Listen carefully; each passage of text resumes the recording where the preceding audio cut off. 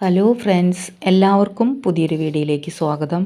അപ്പോൾ ഇന്ന് നല്ലൊരു കറിയാണ് ഉണ്ടാക്കുന്നത്. അപ്പോൾ ഇതെങ്ങനെയാണ് ഉണ്ടാക്കുന്നത് നമുക്ക് നോക്കാം. അപ്പോൾ ഇതിന് വേണ്ടിയിട്ട് ഞാനിവിടെ 2 നേന്ത്രക്കായ എടുത്തിട്ടുണ്ട്. അപ്പോൾ ഇവിടെ കയ്യിൽ കറിയാവാതിരിക്കാൻ ഞാൻ കുറച്ച് വെളിച്ചെണ്ണ പുരട്ടി കൊടുത്തിട്ടുണ്ട്. കായയുടെ കറ ഇളകാതിരിക്കാൻ വെള്ളത്തിൽ കുറച്ച് മഞ്ഞൾപ്പൊടി ഇട്ട് കലക്കി വെച്ചിട്ടുണ്ട്. ഇനി കായയുടെ കടിയും തലയും കളഞ്ഞിട്ട് ഈ തൊലി പൊളിച്ച് കളയാം.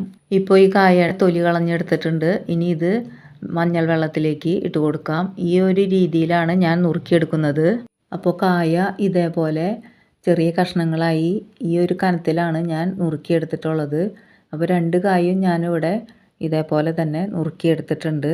ഇനി ഇത് കഴുകി ഒരു കുക്കറിലേക്ക് ഇട്ട് കൊടുക്കാം. ഇതിലേക്ക് 1/2 ടീസ്പൂൺ മഞ്ഞൾപ്പൊടിയും 1/2 ടീസ്പൂൺ ഉപ്പും ചേർത്തിട്ട് നന്നായി ഇത് മിക്സ് ചെയ്തിട്ട് എടുക്കാം. കുറച്ച് വെള്ളം കൂടിയും ചേർത്തിട്ട് നമുക്കിത് കുക്കർ അടച്ച് വേവിക്കാൻ വയ്ക്കാം. ഇനി നമുക്ക് ഒരു അരപ്പ് തയ്യാറാക്കിയെടുക്കാം. അപ്പോൾ മിക്സിയുടെ ജാറിലേക്ക് 1 ഗ്ലാസ് തേങ്ങ ചേർത്ത് കൊടുക്കാം.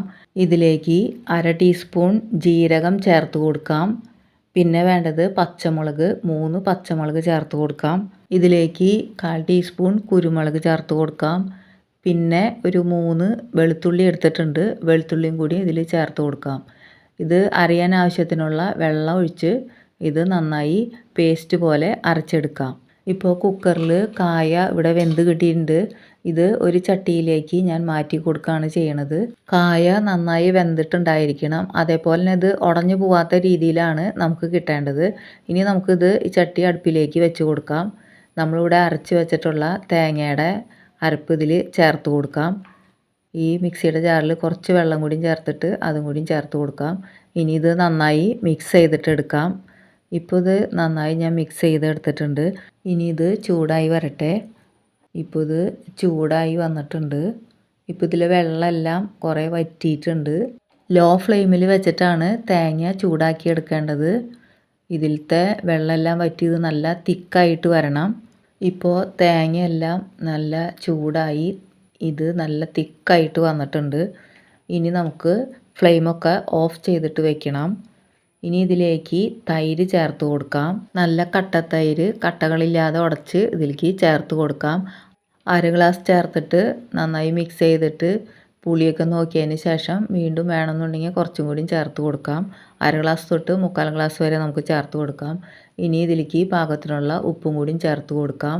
ഉപ്പ് ചേർത്ത് നന്നായി മിക്സ് ചെയ്തിട്ട് എടുക്കാം. ചട്ടിയുടെ ചൂട് കൊണ്ട് തന്നെ ഇത് ഒന്നും കൂടി തിക്കായിട്ട് വരും. ഇതിലേക്ക് കടുക് താളിക്കാൻ വേണ്ടി ഒരു ചട്ടി വെച്ച് കൊടുക്കാം. കുറച്ച് വെളിച്ചെണ്ണ ഒഴിച്ച് കൊടുക്കാം. 1 ടീസ്പൂൺ കടുക് ഇട്ട് കൊടുക്കാം. കടുക് പൊട്ടി വരുന്ന സമയത്ത് 1/4 ടീസ്പൂൺ ഉലുവ ചേർത്ത് കൊടുക്കാം. ഈ ഉലുവ ചേർത്താൽ പ്രത്യേക ടേസ്റ്റാണ് കറിക്ക് കിട്ടുക. 3 വറ്റൽമുളകും ചേർത്ത് കൊടുക്കാം. പിന്നെ വേണ്ടത് കറിവേപ്പിലയും കൂടിയും ചേർത്ത് നന്നായി ഒന്ന് ഇളക്കിയെടുക്കാം. ഇനി നമുക്ക് ഈ താളിച്ചത് ഈ കറിയിലേക്ക് ഒഴിച്ചു കൊടുക്കാം.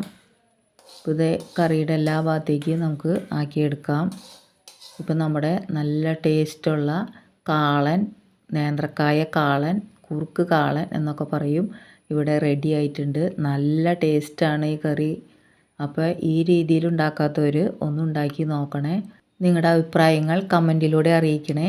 വീഡിയോ ഇഷ്ടമായാൽ ലൈക്ക് ചെയ്യണേ, ഷെയർ ചെയ്യണേ, സബ്സ്ക്രൈബ് ചെയ്ത് സപ്പോർട്ട് ചെയ്യണേ. അടുത്ത വീഡിയോയുമായി വീണ്ടും കാണാം. Thank you for watching.